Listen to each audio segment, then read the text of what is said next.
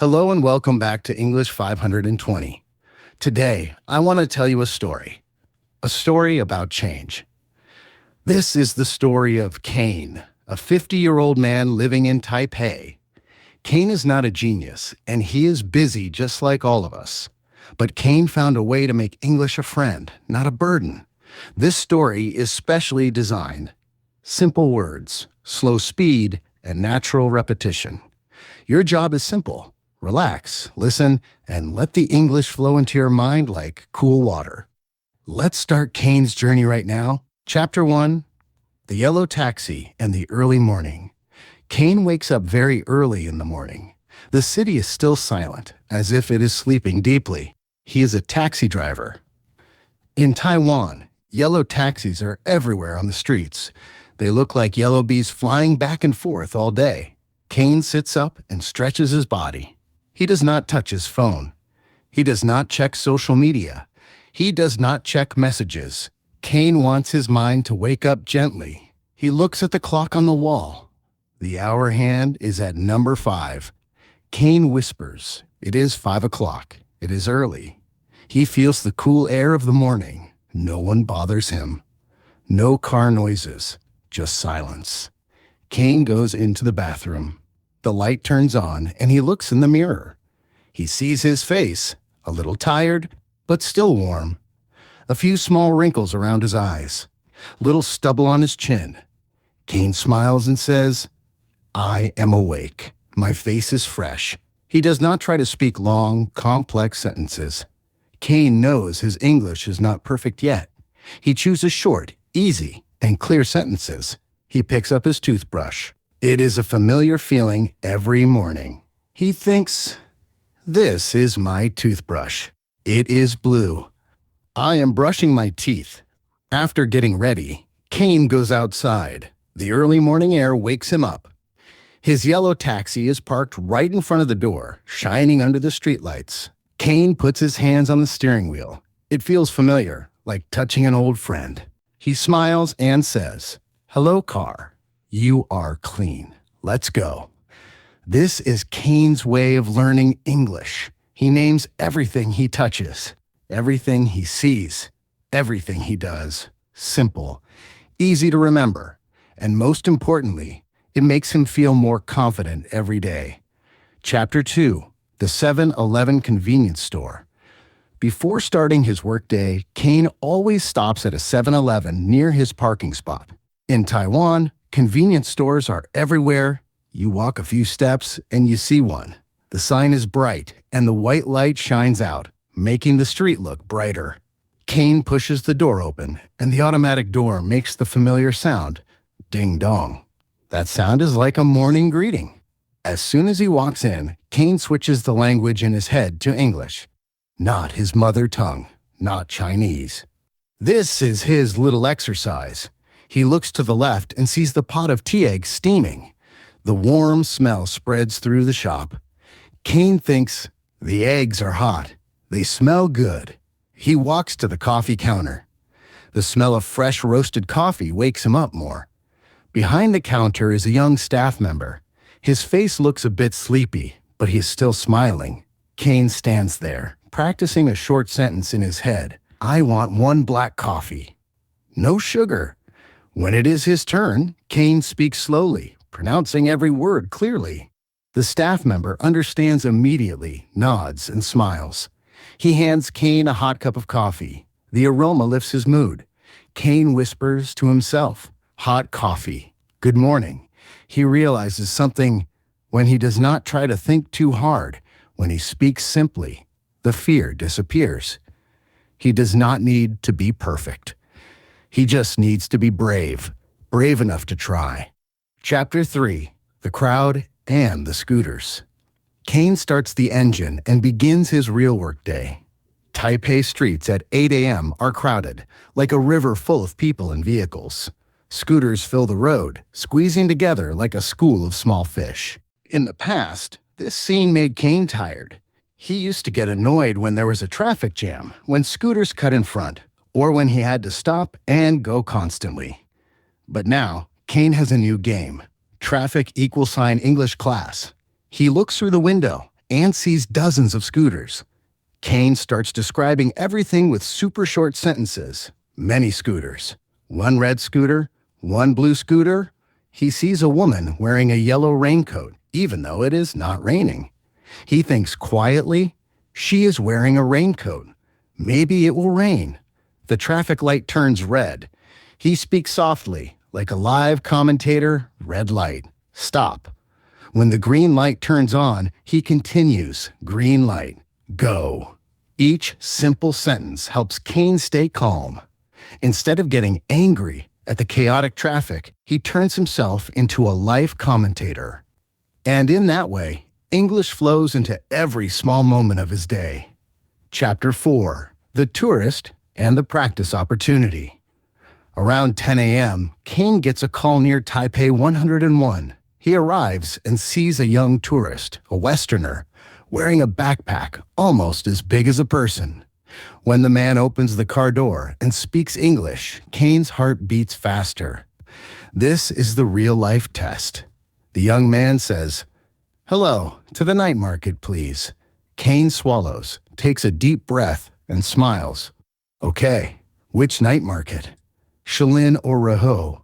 The young man answers quickly, "Shilin, please." Kane starts driving. It is a bit quiet in the car. Kane wants to say a few more sentences. He remembers his rule. Short, easy, friendly. He points out the window at a large temple. He says, "Beautiful temple." The young man looks and asks, "Yes, very beautiful. Old?" Kane nods. "Yes, very old." The conversation is only a few words, but it is real. No pressure. No complex grammar. When getting out of the car, the young man smiles and says, "Thank you. Your English is nice." Just a small compliment, but it makes Kane feel warm inside. He feels that he's truly improving. Chapter 5. Lunch in the Park. At noon, Kane parks his car under the shade of a tree in Don Park. He opens his lunchbox. Today, he has pork chop rice, vegetables, and some pickles. He sits alone, but he does not feel lonely. This is his relaxing time. Instead of reading the news or watching random videos, Kane plays a small game. He names it Gratitude in English. He picks up the pork chop and thinks, "I like pork. It is tasty." He eats a spoon of rice, white rice. "It makes me strong." Outside in the park, some older people are practicing Tai Chi very slowly.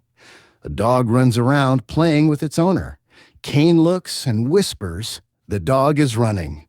The dog is happy. The sky is gray." He takes out his phone. He does not open Facebook. He does not read the news.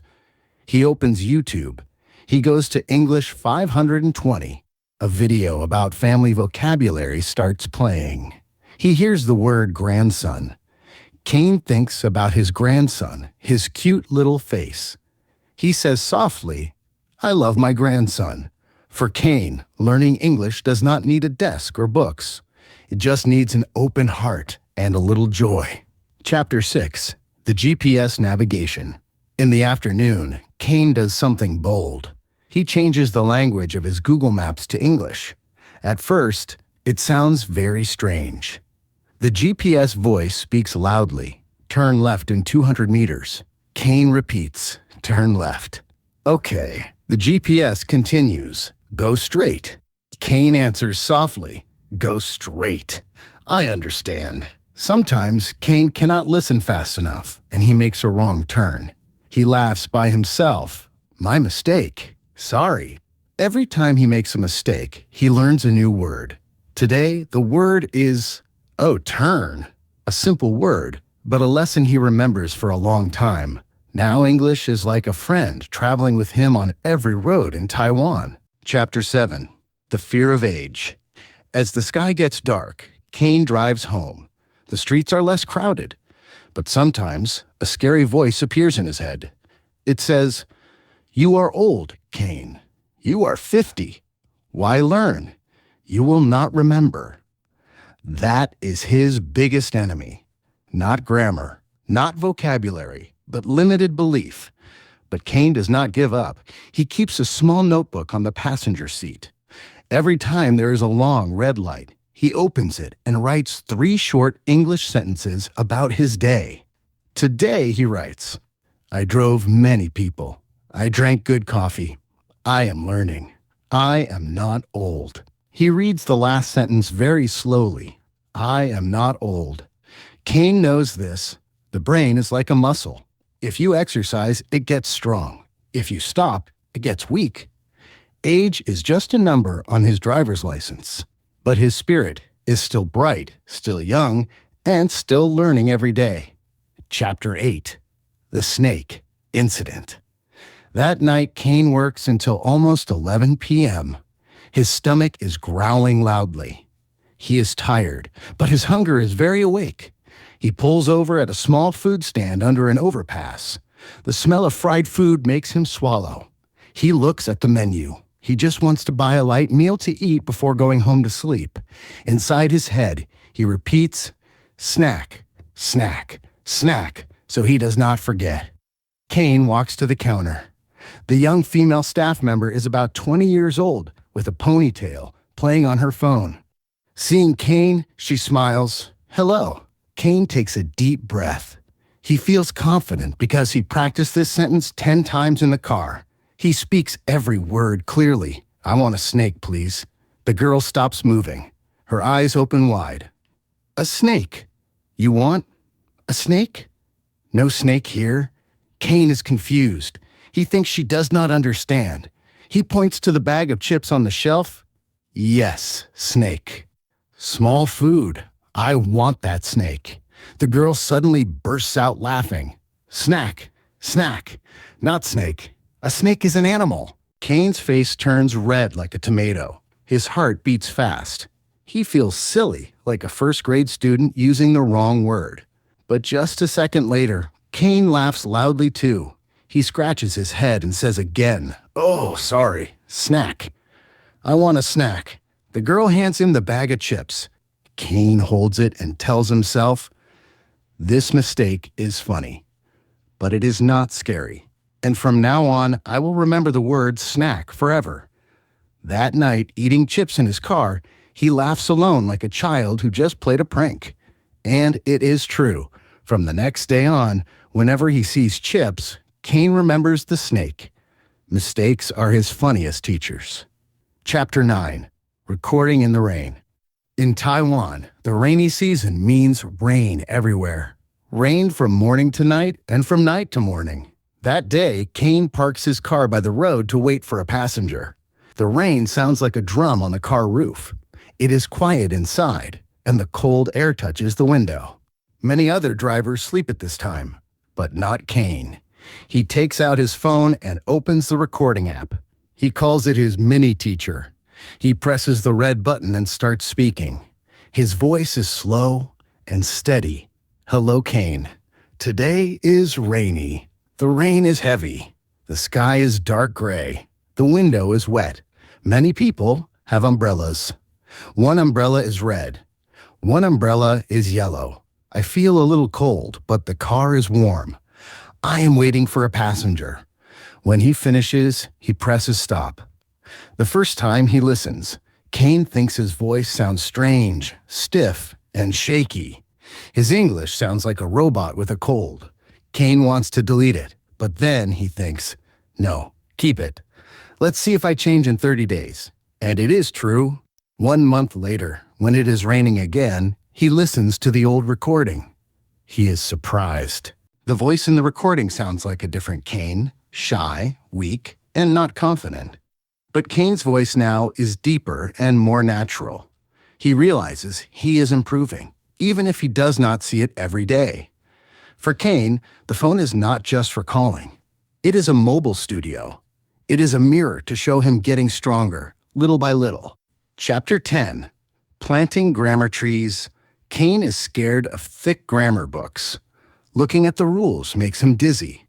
So he creates his own way. Learning grammar is like watering a plant on his balcony. A little bit every day. No force. No pressure. Day 1. Present tense Kane drives and says, I drive. I stop. I turn left. He understands that these actions are happening right now. Day 2, past tense he remembers yesterday. I drove. I stopped. I turned left. No formulas, just changing the verb. That is all. Day 3, future tense. He thinks about the plan for tomorrow. I will drive. I will stop. I will turn left. Grammar becomes a game of changing time in his head. When he sees a man running across the street, he immediately says in his mind, he is running. When the man stops to open a car door, he ran. Kane's grammar is not in a book. It lives on the street. It moves with scooters, taxis, runners, and traffic lights. And most importantly, it is comfortable, not a headache. Chapter 11, The Guessing Game.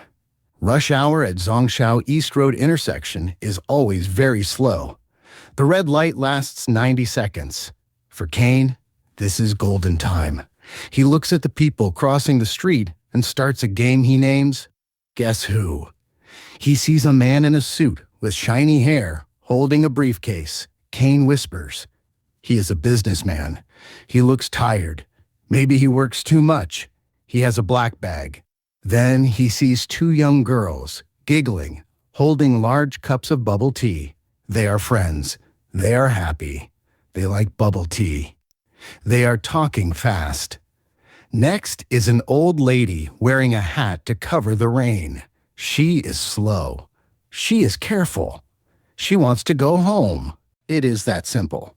Kane does not need to know if he is right or wrong. He just uses English to tell an imaginary story in his head. Thanks to this game, his brain is more flexible. His English reaction is faster. Traffic jams are no longer annoying. They become a mini classroom right at the stop line. Chapter 12. Announcements on the MRT. On his day off, Kane does not drive. He takes the MRT subway to visit an old friend. The speaker voice sounds, "Please mind the platform gap." Kane likes this sentence. The rhythm sounds like singing. He mumbles along, "Please mind the platform gap. Mind the gap." He looks around and sees other signs. Priority seat, no eating, exit. He reads every sign like a new vocabulary word. When he gets home, he opens the fridge to get water, and he playfully tells his wife, "Please mind the open door." His wife laughs. Kane realizes copying public announcements is a very easy way to practice standard English intonation. It is fun, and it sounds professional. Chapter 13. Helping Lost Tourists. That afternoon, Kane parks near Shilin Night Market. A foreign couple knocks on his car window. They look a little panicked. The man asks, "Excuse me, where is the train station?" Kane's heart beats fast. This is not practice. This is real life. But he takes a deep breath, smiles, and rolls down the window. He remembers the direction practice he did for months. Kane points his finger clearly. Go straight. See the big light. Turn right. The station is next to the park. The couple looks happy and relieved. "Thank you so much. Your English is very helpful." Kane replies, "You're welcome. Have a good trip." When they leave, Kane taps the steering wheel gently. Yes. He feels like he just leveled up in a video game. He is not just a driver. He just became a local tour guide using his second language. Chapter 14. The Companion Old Chen. Kane has a colleague named Chen. Everyone calls him Old Chen. He is 55 years old. He always complains. English hard. Too hard. One time, during a coffee break, Kane told Chen the snake story. Chen laughed so hard he almost choked on his coffee. Kane said, "Chen, try with me. Just one word. Coffee." Chen shook his head quickly. No, no, no. My English bad." Kane patted his friend's shoulder and smiled. "Look, black coffee, sweet coffee." Chen tried to speak very softly. Black coffee. Kane gave him a thumbs up. "Good, you speak English." From that day, the two men have a rule: when they meet, they must say hello in English. "Good morning, Chen." "Good morning, Kane." "Safe drive." two old taxi drivers, talking and laughing like new students in their first English class. Kane realizes teaching someone else helps him remember twice as long. Having a companion makes learning 3 times more fun. Chapter 15, The Radio Call. From talking face-to-face, Kane and Chen level up their game using the radio. They call this the 1-minute club. They only need to speak English for 1 minute. Chen asks first, "Kane, where are you?"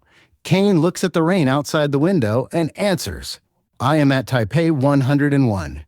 Many rain." Chen laughs over the radio, "Much rain." Or heavy rain. Kane nods. "Okay, heavy rain. And you?" Chen says, "I am eating lunch. Sandwich." These are tiny stories. Sometimes the grammar is wrong. Sometimes it is funny. But it keeps English alive in their heads during the work shift. Thanks to this, Kane never feels like he is learning alone. The drivers might be old, but their learning spirit is young, like they are 20. Chapter 16, The Lantern Festival. The Lantern Festival is always a special time. It makes Taiwan look like a different world, bright and colorful. That night, Kane takes his wife out. They hold hands, walking on a street full of people and lights. The atmosphere is happy. Loud drums, children running, vendors calling out, and tourists speaking English. Kane closes his eyes for a few seconds. He wants to feel everything. He hears firecrackers popping. He smells grilled cakes in the wind. When he opens his eyes, everything is sparkling. He looks at a large lantern shaped like a dragon, shining bright red. Kane speaks slowly to himself. The lantern is beautiful. It is big and red. The light is bright. He looks at the crowd. Many people. They are taking photos. They smile. The couple walks to a stall selling Tang Yuan sweet soup balls. Kane feels excited and decides to speak English, even though the vendor is Taiwanese. "One sweet soup, please." The vendor laughs happily. "Sure, 1 hot bowl for you." His wife looks at him with a teasing look. Kane smiles. He realizes something lovely. English is not just for classrooms or foreigners. It can bring joy even in the most traditional festival. Chapter 17, The Stickers in the Car. One day, Kane has an idea. It is a bit crazy, but very useful. He takes small yellow sticky notes and writes the English names of car parts. Then he sticks them everywhere. On the steering wheel, wheel. On the rearview mirror, mirror. On the window, window. On the gear stick, gear. On the dashboard, dashboard. Every time he looks at something, his brain automatically reads the English word. When he looks at the mirror, mirror. When he rolls up the window, window. A passenger gets in the car, looks around, and laughs. "Uncle, why are there papers everywhere?" Kane says proudly, "I am learning English. This is my little classroom in the car." The passenger nods, looking impressed. When he gets out, he even gives Kane a tip. Kane smiles all evening. He understands that honest effort is always felt by others. Chapter 18, The Restart Rule. There are days when Kane is exhausted. He drives from morning to night, faces traffic jams, and meets difficult customers. When he gets home, his mind just wants to be empty. No English, no practice. He just wants to sleep. He rests for 1 day.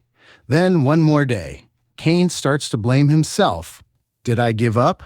I am too lazy. But then he remembers the most important rule he made for himself. You can always start again. The next day when a passenger gets in the car, Kane takes a deep breath. New passenger. New start. He starts with a familiar sentence. Hello? Where to? Immediately he feels lighter. No one forces him to be perfect. No one forbids him to rest. Learning English for Kane is not a 100-meter race. It is like a long marathon. When you are tired, you slow down. When you are strong, you keep running. The most important thing, do not stop forever. Chapter 19, Dinner and Family. When he arrives home, Kane hears the chopping sound of a knife in the kitchen. The smell of hot fish soup fills the living room. His wife is tasting the food. Her hair is tied back, and she looks very peaceful. Kane walks in and says happily, "Hello? I am home." His wife turns around, squinting her eyes to tease him, "Are you speaking English again?" Kane nods and laughs. He points to the pot of soup. "Fish soup?" His wife nods and fills a full bowl for him. He takes a sip and says, "Delicious." After dinner, Kane sits and plays with his grandson, who is learning English in kindergarten. The grandfather and grandson sit on the floor, surrounded by toys. Kane holds a small plastic apple and asks, "What is this?" The grandson answers immediately, "Apple." Kane laughs loudly. "Yes, apple. Red apple." They give each other a high five. In that moment, Kane feels that he is not just learning English for himself. He learns to connect with his wife, with his grandson, and with his life. Chapter 20, the conclusion before sleep. When he gets into bed, Kane pulls up the blanket and relaxes his body. Driving all day makes his back hurt a little, and his shoulders feel heavy, but his mind is very light. He closes his eyes. He does not count sheep like other people. He counts in English. 1 car, 2 passengers, 3 tea eggs, 4 streets. He keeps counting slowly, steadily. Then sleep comes naturally. In his dream, Kane sees himself standing in a large square, talking to people from many countries. He understands every sentence they say. He answers fluently, and everyone smiles at him. Kane has proven a simple but powerful truth. You do not need to live in the US, the UK, or Australia. You can create your own English world. Right in your old taxi, right in the convenience store, right at the family dinner table, right here in Taiwan. And that journey starts with sentences that are very small, very easy, and very real. Kane's journey today teaches us practical methods that you can use immediately. Turn your world into a classroom, your car, the street, the supermarket. Everything is a textbook if you name them in English. It is okay to be imperfect. Did Kane make grammar mistakes? Yes. But he could communicate. Do not wait to be perfect. Just speak. Take small steps. Do not try to learn 100 words a day. Just learn 3 simple sentences like Kane. Consistency is more important than speed. Do not fear mistakes. Remember the snake and snack story? Mistakes help you remember better. They make life fun. Use technology. Use your phone to record your voice. Or send voice messages to practice with a friend like Old Chen. Label your life. Write English names on sticky notes. Put them on things in your house or your car. The restart rule. If you stop learning for a few days, do not give up. Just start again right now. If you like Kane's method, let's try it now. Look around you. Choose one object and write its English name in the comments. For example, phone or table. Do not forget to subscribe to English 520 and hit the notification bell. We will bring you more inspiring stories and simple lessons. Thank you for listening. Goodbye and see you next time.